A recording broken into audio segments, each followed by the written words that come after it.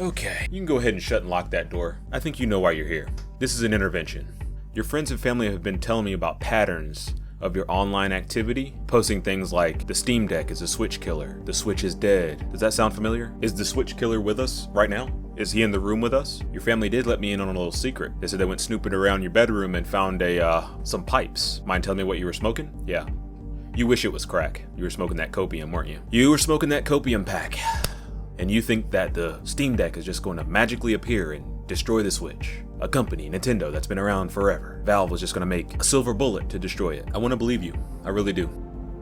I'm on your side. I would love for somebody to light a fire under Nintendo and get them to make better products. But you know what's not going to make that happen? You being a troll on the internet and yelling out Switch killer with nothing else to back it up with. But in all seriousness, I really do hope the Steam Deck provides some competition for the Switch. I haven't heard many complaints about the hardware for the Steam Deck. Mostly of what I've heard is just the games and availability of those games and how they perform on the Steam Deck. Now I know the Steam Deck does keep a list of titles that are optimized for the Steam Deck, but what that doesn't mean is that the games were intended to be played on the Steam Deck. And that's what the big difference is between the Switch and the Steam Deck. Now in this state, I would say the Steam Deck is better than the Switch. But as soon as I do this, it's a different story. And that's not because games aren't good on the Steam Deck.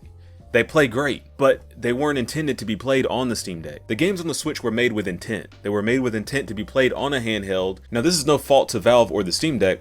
This is kind of just how things are. Now I know it sounds like I'm a corporate shield for Nintendo, but I'm really not. I really do want the Steam Deck to succeed. But just yelling online that the Steam Deck is going to be a Switch killer doesn't really help anything. What will help is developing games intended to be played on the Steam Deck. And it's not just as simple as just change the UI and make it more handheld friendly. The game has to run natively on Linux. The Steam Deck runs on Linux. Now you're telling these smaller companies and indie developers that they need to build their game on a platform that not many people have. That's a big ask. Now while these bigger companies can afford it, they also like to play the game really safe. So why would they invest time and money on a system that's not going to automatically generate some profits right off the bat? Now all I'm saying is developing on Linux is a risk that some people are just going to have to take. And some people are taking it now. They're developing games for Linux right now to work on the Steam Deck. But who knows when those games will release and who knows if they'll be good. But until we see some game trailers that say developed for Steam Deck or developed on Linux, it's going to be a while before the Steam Deck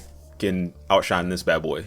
But what we can do as consumers is show the industry that we are interested in playing games on Linux, and in turn the Steam Deck. If we start posting screenshots of our favorite Linux distribution, running some of our favorite games, it will make developers more comfortable to develop games for it and pay attention to Linux. It's not hard to install. You can install it on a separate hard drive. You can do a dual install with Windows where you can switch between Windows and Linux.